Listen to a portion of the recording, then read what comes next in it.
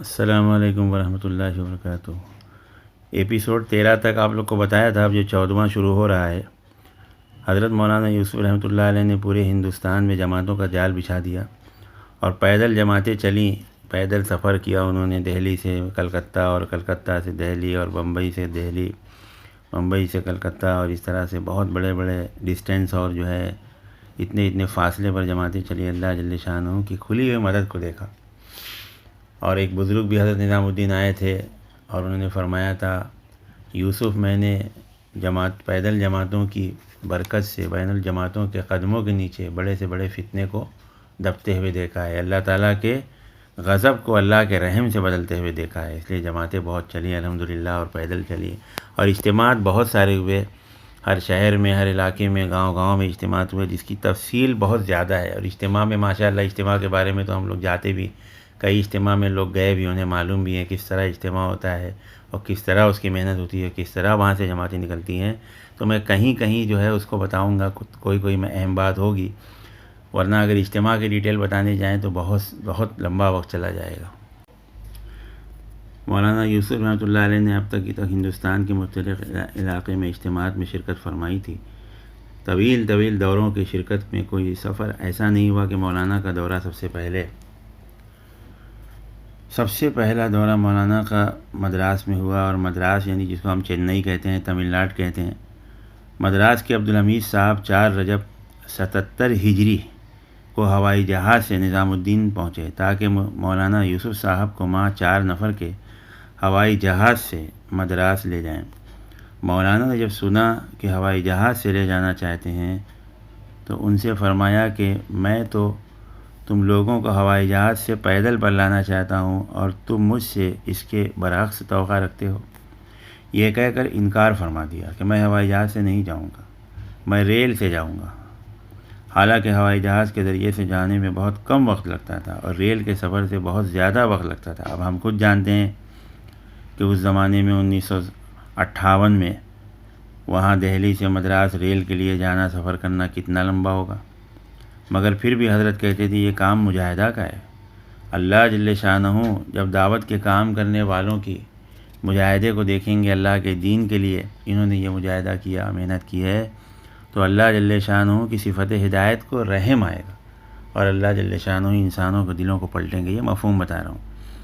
تو انہوں نے بہت ضد کی کہ ہوائی جہاز سے آپ چلیں، لیکن حضرت نے کہا میں ریل سے ہی جاؤں گا، حالانکہ گرمیوں کا دن تھا۔ جو بھی ہو کہ آپ ریل پر ہی جانے کے لیے تیار ہوئے۔ اس کے بعد یہ ہوا کہ 77 ہجری 3 رجب مطابق 24 جنوری 1958 کو جمعہ کی شام کو ریل میں سوار ہو کر 21 گھنٹے مسلسل چل کر اتوار کی دوپہر کو مدراس، اور وہاں سے شام کو ریل سے چل کر دوشنبہ کو ڈنڈی گل پہنچے۔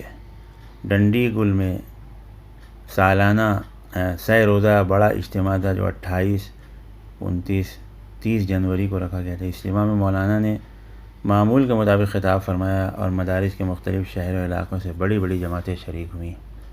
اجتماع کے بعد جماعتوں کے دور دراز کے علاقوں میں تشکیلیں ہوئیں اور ان کو بھیجا گیا۔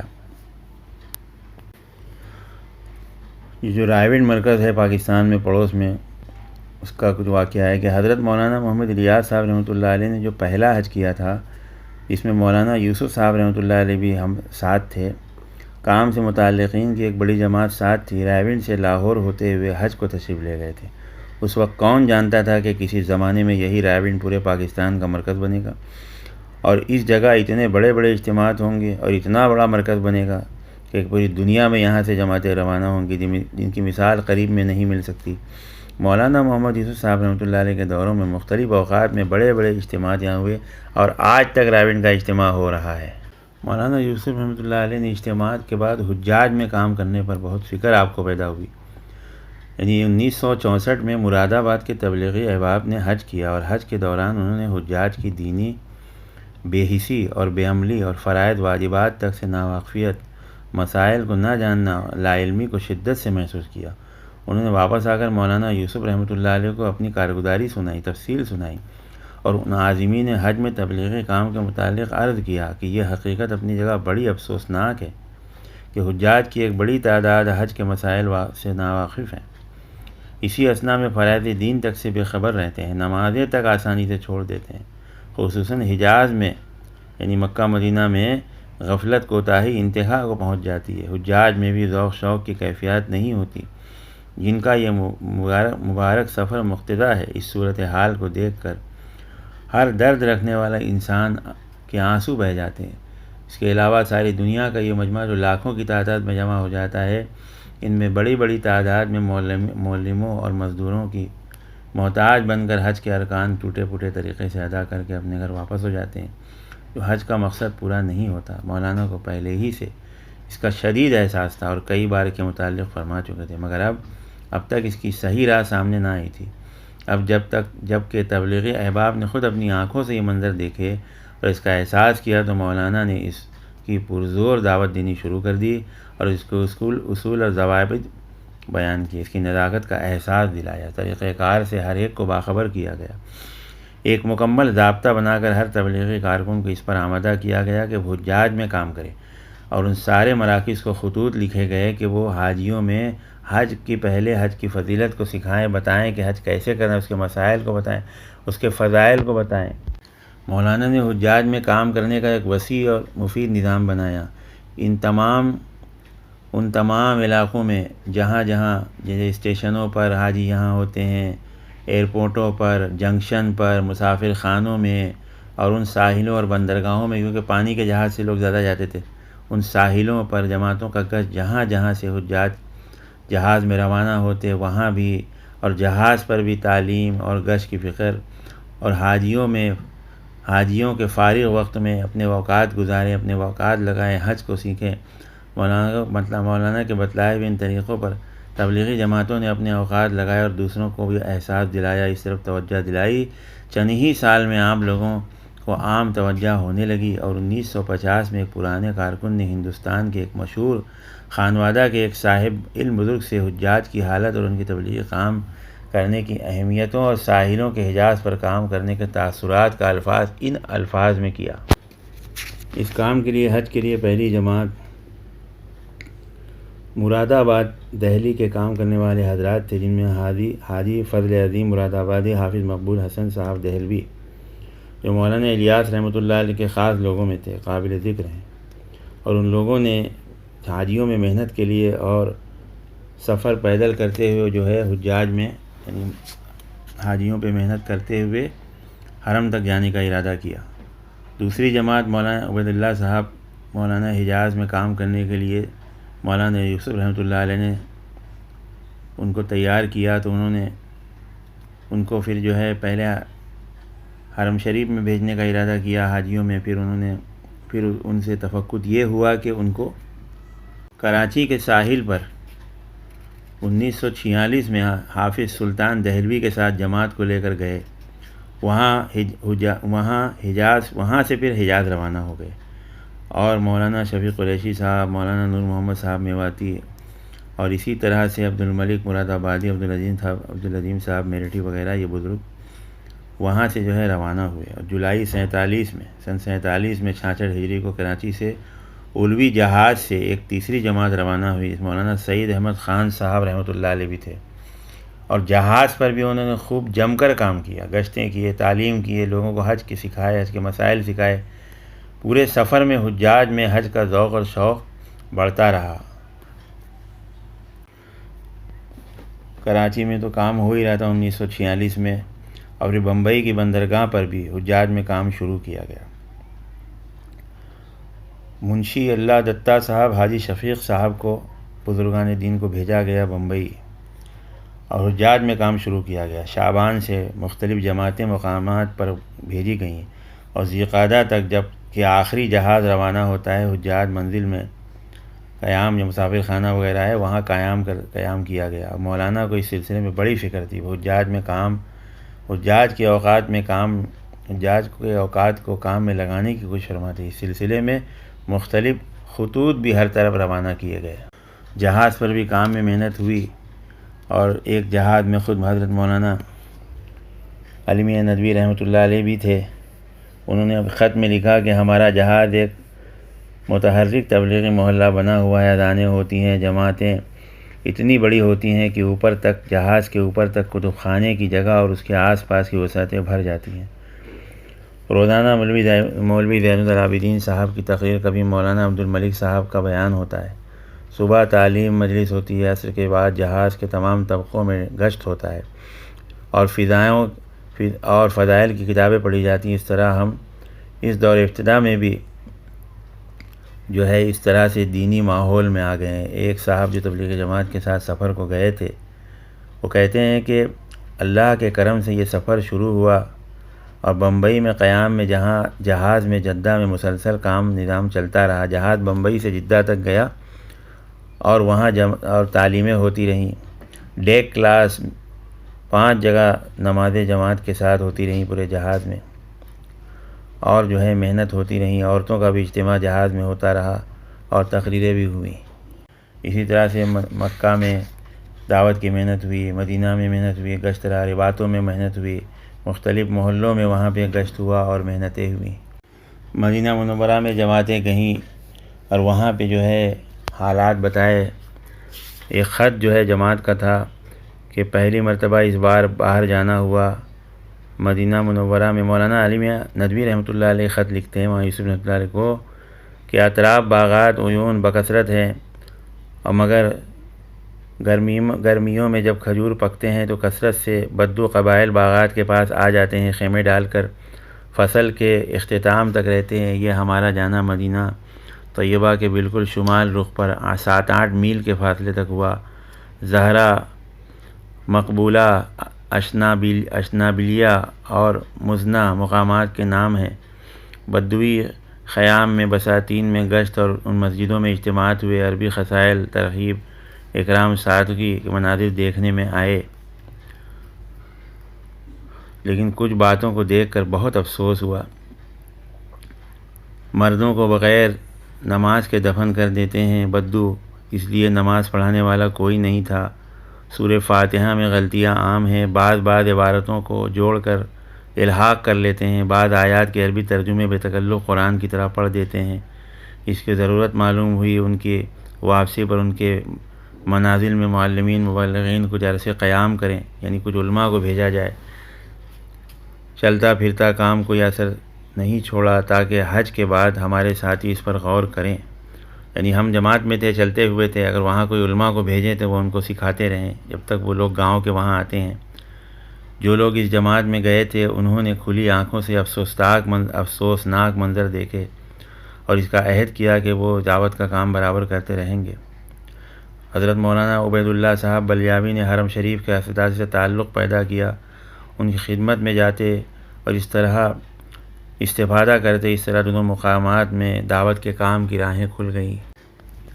مولانا یوسف صاحب رحمۃ اللہ علیہ نے مولانا عبید اللہ صاحب بلیاوی کی تحریک پر مولانا علی میاں ندوی رحمۃ اللہ علیہ کو دعوت کا کام کرنے کے لیے آمادہ کیا۔ مولانا یوسف رحمۃ اللہ علیہ نے مولانا علی میاں ندوی رحمۃ اللہ علیہ کو روانہ کیا اور 26 جون 1947 کو لکھنؤ سے چل کر کراچی میں 11 دن قیام کرتے ہوئے حجاز کا سفر شروع کیا۔ اسی اثنا میں مولانا محمد یوسف صاحب بھی کراچی پہنچے اور پھر دہلی واپس آ گئے اور ایک مدت تک کام میں رہے۔ مولانا علی میاں ندوی کے ہم رکاب تو اس وقت تک مولانا موصوف کوئی تصنیف عربی زبان میں نہ پہنچی تھی، بلا تکلف اہل علم حضرات کے ہاتھوں میں دی جا سکے، اس لیے ایک مقالہ جو ایشیائی کانفرنس کے موقع پر مولانا نے تحریر کیا تھا وہ چھپ نہ سکا تھا، دہلی میں چھپنے کو دیا گیا تھا۔ بڑی کوشش سے دوڑ دھوپ کر کے جو ہے اس کو چھپایا گیا اور اس رسالے کو جو ہے وہاں پہنچایا گیا اور عربوں کو دیا گیا تاکہ اس سے یہاں کے کچھ حالات جو ہے ہندوستان کے جو ہے اس کام کی دعوت کی اہمیت کے معلوم ہو سکیں۔ حضرت مولانا رحمۃ اللہ صاحب کیرانوی رحمۃ اللہ علیہ نے ایک مدرسہ سولتیہ کے نام سے مکہ میں قائم کیا تھا۔ اس وقت سے مسلسل اس مدرسے سے علماء فارغ التحصیل ہو رہے ہیں۔ اس مدرسے کے ذریعے علوم دینیا کی دیار حرم میں بڑی اشاعت ہو رہی ہے اور اس مدرسہ کے ذریعے سے دعوت کا کام بھی الحمدللہ پورے مکہ میں بھی جو ہے وہ پھیلا اور وہاں پہ جو ہے بزرگوں کا آنا بھی رہا۔ اس مدرسہ کا دعوت کے کام میں اتنا تعاون رہا کہ تبلیغی جماعتوں کی امداد و تعاون نمایاں حصہ لیا، خصوصی سرپرستی اور اپنا مدرسہ ان جماعتوں کے قیام کے لیے تبلیغ کے سلسلے میں اجتماعات کے واسطے گویا وقف کر دیا۔ خصوصاً مدرسہ سولچیہ کی مسجد تو ان جماعتوں کا مرکز اور ان کی قیامگاہ بن گئی۔ علماء سے تعارف اور خواص سے ارتباط پیدا کرانا، جماعتوں کو ہر طرح سے امداد کرنا اس مدرسے کا شعار بن گیا۔ شروع سے ہے یہ، جب سے عرب میں تبلیغ کا کام شروع ہوا، ان تبلیغی جماعتوں اور مقامی باشندے مختلف ممالکوں سے آئے ہوئے علماء اس درمیان میں اس مدرسے میں برابر واسطہ رہا۔ مولانا یوسف رحمۃ اللہ علیہ نے اس مدرسے میں برابر قیام کیا اور اپنے آخری سفر میں شب و روز بڑے بڑے اجتماعات میں خطاب کیا۔ اس سفر میں حضرت شیخ صاحب بھی مدرسے کی عمارت میں قیام پذیر تھے اور مختلف ممالک کے شیخ علماء بھی آتے تھے اور ملتے تھے۔ حج کے بعد جماعتیں پورے عالم میں وہیں سے روانہ کر دی جاتی تھی۔ ایک جماعت شام گئی تھی، اس کی تھوڑی کارگزاری بتاتا ہوں۔ شام کے حماد میں ایک جماعت گئی ہوئی تھی، وہاں پر ایک عرب صاحب نے رات کو حضور صلی اللہ علیہ وسلم کو خواب میں دیکھا تو آپ صلی اللہ علیہ وسلم بہت ہی بے قراری کے ساتھ عربوں سے فرما رہے تھے کہ یہ لوگ میرا کام کر رہے ہیں، تم ان کے ساتھ لگو، اور اس خواب کے بعد مقامی لوگ اس کام میں مشغول ہوئے۔ اسی طریقے سے حماد میں ایک جماعت کام کر رہی تھی۔ ایک بڑی عرب کا علاقہ ہے حماد، سیریا کے قریب۔ ایک بہت بڑی پارسا اور بزرگ عورت جو دن میں کئی ہزار بار درود شریف پڑھتی تھیں، انہوں نے جماعت کی دعوت کی۔ جماعت نے حاجی محمود اور ان سے مشورہ کیا۔ انہوں نے کہا کہ ان خاتون کی دعوت قبول کر لینی چاہیے، یعنی ضرور قبول کرنی چاہیے۔ یہ حضرت شیخ عبدالقادر جیلانی غوث پاک کی اولاد میں سے ہیں اور بہت ہی بزرگ ہیں۔ جب جماعت اس بزرگ خاتون کے مکان پر پہنچی تو اس نے پوچھا کہ تم میں کوئی عربی جاننے والا ہے؟ لوگوں نے مولانا محمد عیسیٰ صاحب پالنپوری کی طرف اشارہ کیا اور انہوں نے پردے کے پیچھے سے کہا کہ تم جانتے ہو کہ میں نے تمہاری دعوت کیوں کی؟ نہ تم سے میری کوئی جان ہے نہ پہچان، اصل بات یہ ہے کہ میں نے خواب میں دیکھا کہ آسمان سے ایک تاج اترا ہے اور ایک ہندوستانی کے سر پر رکھا گیا ہے۔ میں نے دعوت اس لیے کی دیکھوں کہ وہ آدمی تم میں ہے یا نہیں۔ وہ تم میں نہیں ہے، اس کی صورت مجھے یاد ہے۔ بعض لوگ کہتے ہیں کہ وہ خواب تاج جو ہے مولانا الیاس صاحب رحمۃ اللہ علیہ شاید انہوں نے دیکھا تھا۔ عرب کے علاقے میں جماعت پہنچی، سیریا میں، عراق میں، اور اسی طرح سے اردن میں، تیونس میں، اور اسی طرح سے لیبیا میں، سوڈان میں جماعتیں جاتی، جماعتیں کام کرتی۔ وہ لوگ جو ہے بچے جو ہے دیکھنے آتے، بچے آتے اور بہت سارے لوگ آتے، اور جب جماعت کی داڑھی دیکھتے اور ان کا لباس دیکھتے تو کہتے یہ تو آپ نبی کریم صلی اللہ علیہ وسلم کا لباس ہے، صحابہ کا لباس ہے۔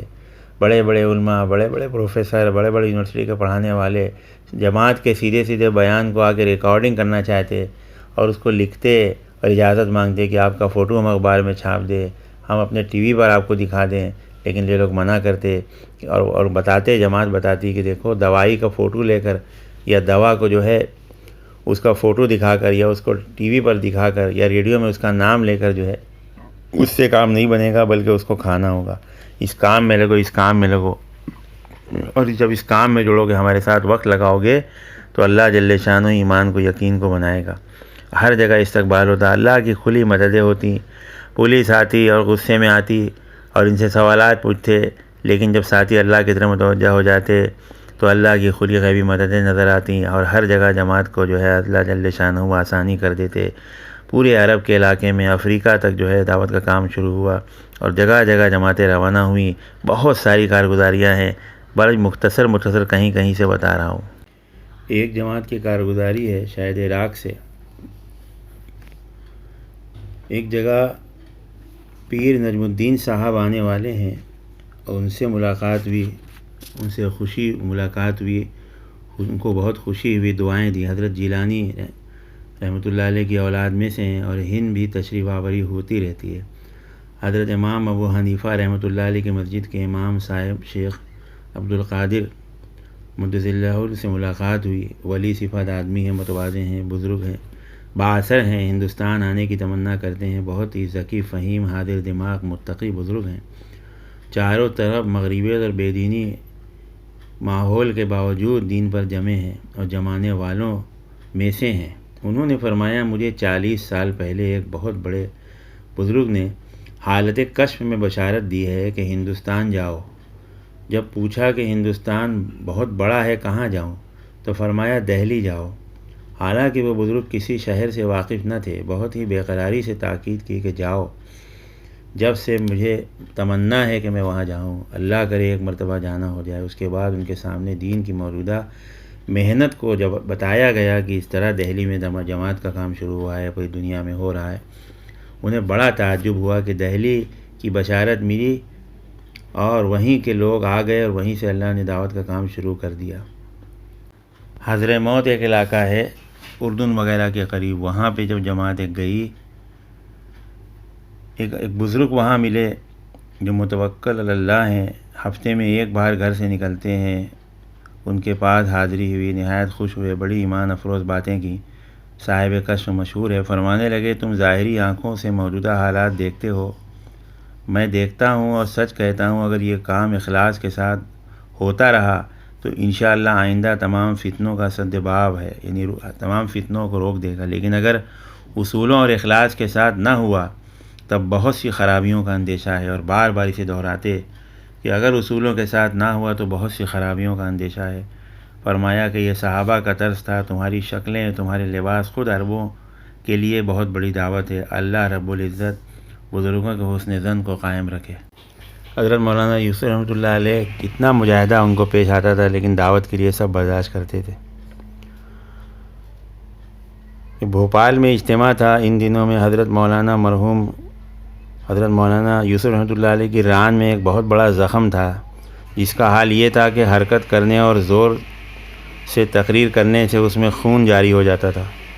مولانا یوسف رحمۃ اللہ علیہ اسی حال میں بھوپال تشریف لے گئے اور عادت کے مطابق اجتماع میں تقریریں فرمائی۔ زخم کی تکلیف کافی بڑھ گئی اور بھوپال سے فارغ ہونے کے بعد وہاں سے 40 میل فاصلے پر ایک اور اجتماع طے تھا۔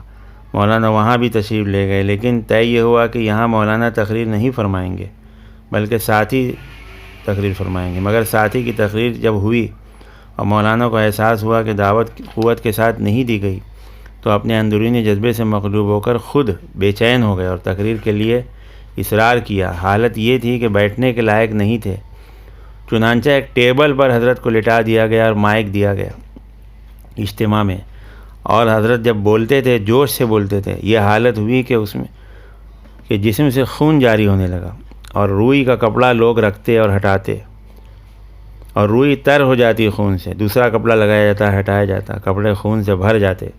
اور مولانا عادت کے مطابق پوری تقریر فرمائی۔ اندازہ یہ ہے کہ اس تقریر کے دوران مولانا کو کافی خون نکلا، مگر انہوں نے اس کی پرواہ نہ کی اور اللہ کی بات لوگوں تک پہنچا دی۔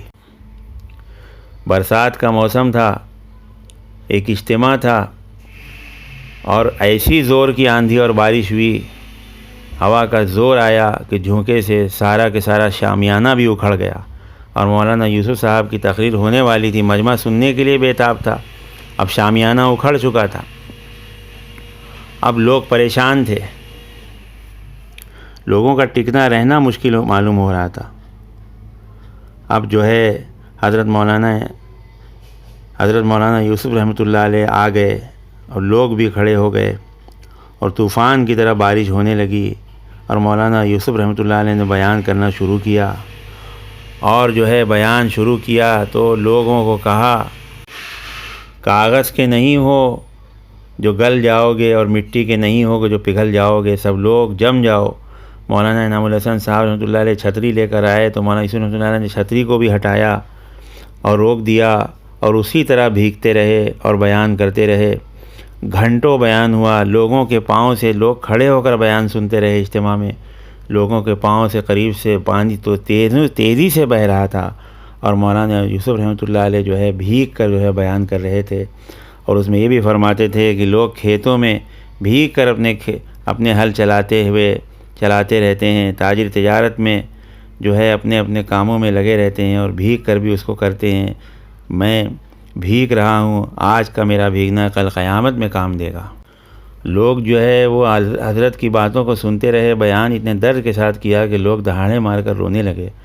آپس میں لوگ کہنے لگے بتاؤ بھائی ان شخص کو کیا لالچ ہے۔ مجمع کا یہ حال تھا کہ کوئی چلا رہا تھا، کوئی جسم سے کپڑے بارش سے تر بتر ہو رہے تھے، آنکھیں آنسوؤں سے تر تھی، مولانا کی داڑھی سے پسینہ بہہ رہا تھا اور لوگوں کے قدموں سے پرنالے چل رہے تھے، پانی بہت زیادہ تعداد میں گزر رہا تھا، اور کوئی آدمی مولانا کو ایسے حال میں چھوڑ کر ہلنا نہیں چاہتا تھا، ہٹنا نہیں چاہتا تھا، اور بہت دھیان سے بیان کو سن رہا تھا، اور رونے کی آوازوں سے فضا جو ہے گونج رہی تھی، اور بارش برابر تیز ہو رہی تھی، اور اسی طرح چل رہا تھا۔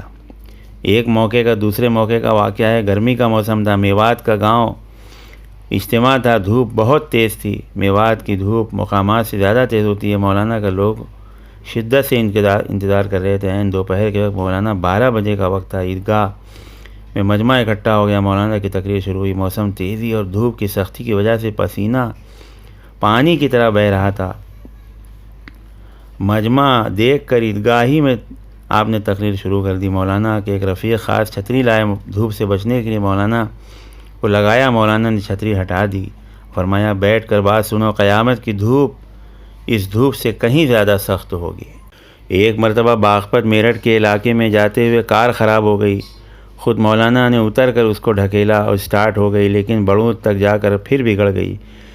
پھر کسی طرح مجبوراً ایک بس پر سوار ہوئے، اس بس میں کافی بھیڑ تھی، بیٹھنے کو جگہ نہ تھی، مولانا کھڑے کھڑے اس سفر کو پورا کیا۔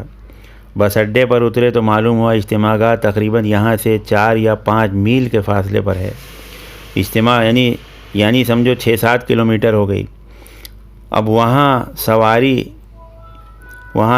جب معلوم پڑا 4-5 میل کے فاصلے پر اجتماع کرنے والوں نے کوئی سواری اس لیے بھیجی تھی کہ ان کو خبر نہ تھی کہ مولانا بس کے ذریعے آئیں گے، اب وہ انتظار میں تھے کہ کار آئے گی۔ اب جب وہاں پہ بس سے اترے تو وہاں سے اجتماع گاہ جانے کے لیے وہ بھی دور تھی، تو 4-5 کلومیٹر وہ بھی دور۔ اب مولانا وہاں سے پیدل چلے اور پیدل چل کر اجتماع گاہ تک پہنچے۔ جب وہاں پہنچے تو آرام راحت نہ کیا اور جو ہے بیان کرنا شروع کر دیا، اور تشکیل پر زور دیتے رہے، اور ہر وقت جو ہے بس دعوت کے کام کی فکر رہتی۔ ایک مرتبہ حضرت نظام الدین کے قریب رہنے والی ایک چھوٹی سی بچی بالٹی پانی ہانپتے ہانپتے لیے جا رہی تھی، مولانا نے دیکھا اور لپک کر اس کے ہاتھ سے بالٹی لے لی اور اس کے گھر تک پہنچا دیا۔ اس بالٹی کے اٹھانے کا لطف مزہ مولانا کہتے تھے میں اب تک محسوس کر رہا ہوں۔ منشی اللہ دتہ صاحب حضرت نظام الدین مرکز کے بزرگ تھے، وہ حج کو جانے لگے تو مولانا یوسف رحمۃ اللہ علیہ ننگے پیر باہر تک سواری تک پہنچ گئے، اور منشی جی سے رخصت ہونے لگے تو ان سے کہا منشی جی ہمارے لیے اور گھر والوں کے لیے آپ دعا کرنا۔ ایک بار ایک جماعت مدراس کی سہارنپور سے علاقے سے چلہ لگا کر آئی، مولانا نے ان کے ساتھ بیٹھے اور ان کو کھانے کے لیے فرمایا اور ساتھ بیٹھ کر کھانا کھایا اور پوچھا تمہارا سفر کیسا رہا؟ جماعت نے کہا حضرت بہت اچھا گزرا مگر گرمی کے سبب بدن میں چھالے پڑ گئے۔ مولانا مسکرائے، فرمایا تمہیں 6 نمبر بھی آ گئے؟ انہوں نے عرض کیا حضرت الحمدللہ ہم سب کو 6 نمبر آ گئے۔ مولانا نے بڑے درد سے فرمایا اللہ کا بہت بڑا کرم ہوا تم پر، مجھے تو اب تک 6 نمبر نہیں آئے۔ حضرت مولانا یوسف رحمۃ اللہ علیہ کے اندر اتحاد اور یکجہتی اور آپس میں جوڑ کا بہت عجیب ملکہ تھا۔ مولانا ایک امتیازی صفت اور ہزاروں کمال میں ایک کمال یہ بھی تھا، علماء کو جوڑا، عوام کو جوڑا، اہل اللہ کو جوڑا، مدارس والوں کو جوڑا، سیاست والوں کو بھی جوڑا، اور جو ہے ان کے کوئی اختلاف ہونے نہ دیا، کوئی فروعی مسئلہ کبھی نہ چھیڑتے تھے، اپنے بیانات میں آپس میں ٹکراؤ ہونے کا جس بات میں اندیشہ ہو ایسی بات نہ کرتے تھے، صرف فضائل پر اپنی بات کو چلاتے تھے اور اٹھاتے تھے، مسائل مفتیوں اور علماء پر چھوڑ دیتے تھے، مسائل کبھی بھی بتاتے نہیں تھے مجمع عوام میں، اس کی وجہ سے تفرقہ اور تفرقہ قائم نہیں ہو سکتا تھا۔ فضائل پر جو چیز قائم ہوتی تھی اس میں مسئلے نہیں بتاتے تھے، ہر طبقے کے لوگوں نے خواہ وہ کسی ملک یا کسی موقف کے ماننے والے ہوں، سیاسی ہوں یا خالص علمی دینی شخصیت کے مالک ہوں، مولانا سے ملاقات اور ان کی بات سنی اور مولانا نے اتحاد و یکجہتی کو آخر تک قائم جاری رکھا، کسی وقت بھی اختلاف پیدا ہونے نہ دیا۔ مولانا کی اس دینی دعوت کو ہر طبقے نے قبول کیا۔ ایک ہی وقت میں دارالعلوم دیوبند کے علماء اور طلباء اور مسلم یونیورسٹی کے پروفیسر حضرات اور اسٹوڈنٹس اور صوفیہ اہل اللہ کی جماعت اور سجادہ نشین درگاہ کے سجادہ نشین اور خالص سیاسی اور انگریزی داں سب کو مولانا نے جوڑ لیا، اور کسی بھی کام پر، کسی بھی کام کرنے والے پر کبھی تنقید نہیں کی، نہ اشارتاً نہ کنایتاً۔ ایک ہی ساتھ سفر کیا، اور آج بھی ایک ہی ساتھ دو مختلف نظریہ رکھنے والے لوگوں کو بھی انہوں نے جوڑا۔ کاندھے سے کاندھا ملا کر سب لوگ دعوت کے کام میں اسی طرح لگے رہے۔ حضرت مولانا یوسف رحمۃ اللہ علیہ کے بارے میں کچھ باتیں بتائیں، اور کام پوری دنیا کے اندر پھیلا، عرب میں، یورپ میں، امریکہ میں، تھوڑی بہت کارگزاری انشاءاللہ ان کی بھی بتائیں گے اگلی ایپیسوڈ میں، 15 نمبر ایپیسوڈ میں۔ اور اس کے آگے جو ہے پھر حضرت مولانا یوسف رحمۃ اللہ علیہ کا انتقال اور ان کے بعد کی کیفیت، مولانا انعام الحسن رحمۃ اللہ علیہ کا کس طرح امیر بننا اور امارت کا آنا، یہ سب باتیں بھی انشاءاللہ بتائیں گے۔ آمین۔ السلام علیکم ورحمۃ اللہ وبرکاتہ۔